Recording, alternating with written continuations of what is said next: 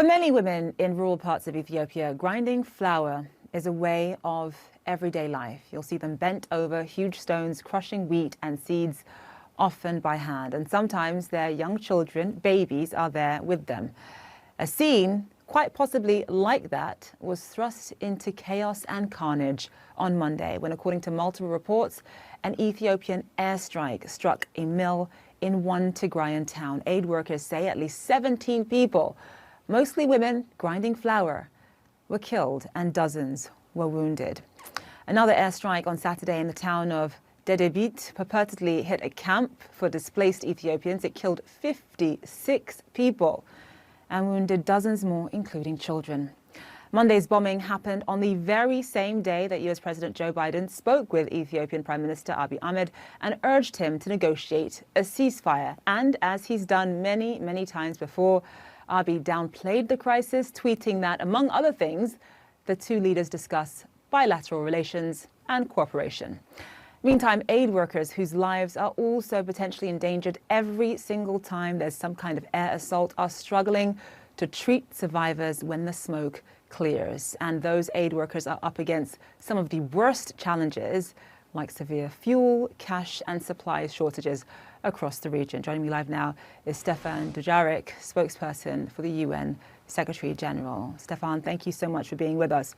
I've been to Ethiopia a number of times, but I think for our audience, at least some members of our audience, when you hear about a war happening in a place that you've never been to, and quite frankly, you might never go to, it can be quite difficult to paint a clear picture in your mind as to what's happening on the ground. I think it's important to note that the people of Tigray right now, as I speak, are generally waking up with two concerns in their minds. Number one, when and where the next airstrike might hit, and how, if at all, they're going to eat each day. Just walk us through what people in Tigray are dealing with right now.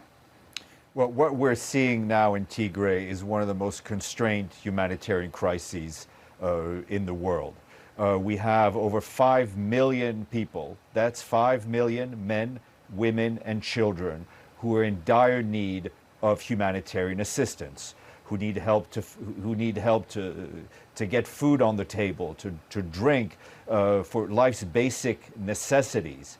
And unfortunately, we're continuing to see fighting, which the Secretary General has called loud and clear in public comments, in private conversations, that we need to see an end to the fighting. As we speak, we're getting reports of fighting in Debele, which is a town, which is a critical town for us in terms of humanitarian access.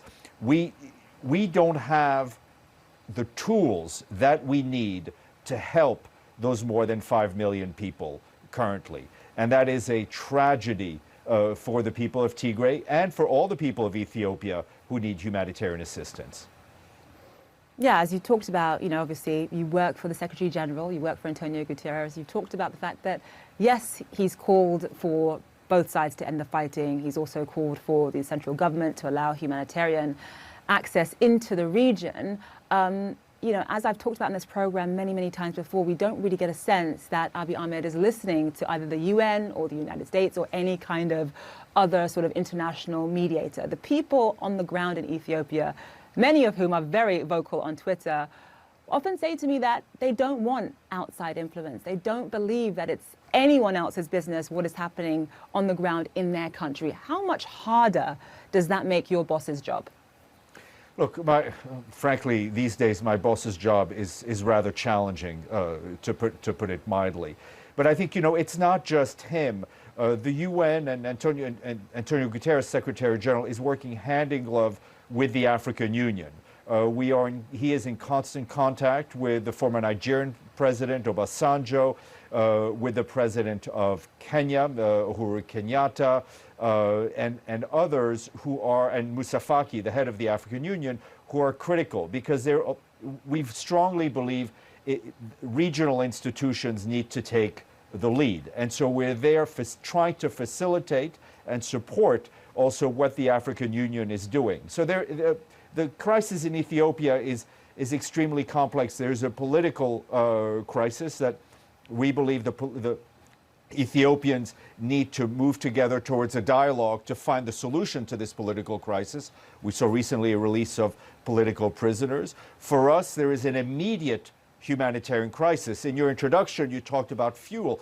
We have only, a few thousand gallons of fuel left in Tigray for humanitarian operations. We don't have enough cash in Tigray for the mechanics of humanitarian operations, which means paying the salaries of local humanitarian workers, healthcare workers, fuel for trucks, so the food can be distributed. So these are one of the many layers of challenges that my colleagues who are remaining and staying in Mekele, the capital of Tigray, are facing every day. I'm looking at the clock right now. It's just gone, I think, about 8:30 in the evening in Tigray as we're talking on this program. And that means that there are a lot of people, millions actually in Tigray, who are likely going to bed hungry. It's one thing not to be able to find food for yourself. It's another thing altogether not to be able to find food for your children. As you talked about, there's a lot of issues with aid entering Tigray, including, as you talked about, not enough fuel, not enough cash, that sort of thing. But on top of that, there's the very real threat of airstrikes that aid workers have to contend with. At this point, do we have any idea when aid agencies run by the UN will be able to resume operations in that part of the country? There are very heavy discussions going on now in trying to help get better access and more predictable access. We haven't had humanitarian convoys go in the last 4 weeks. We haven't had fuel going in Tigray since basically the beginning of August. So we whatever fuel we can, we try to procure locally, but there isn't enough.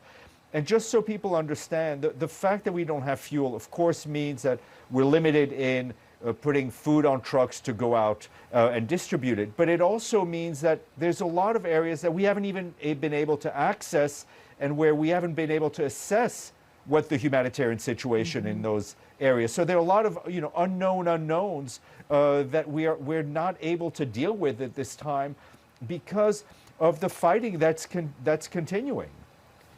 And that means the situation could actually end up being far worse than you and I could possibly even imagine. Stefan, thank you so much for taking the time to be on the program. Appreciate it. Thank you for having us, Suzanne. Thank you for talking about this.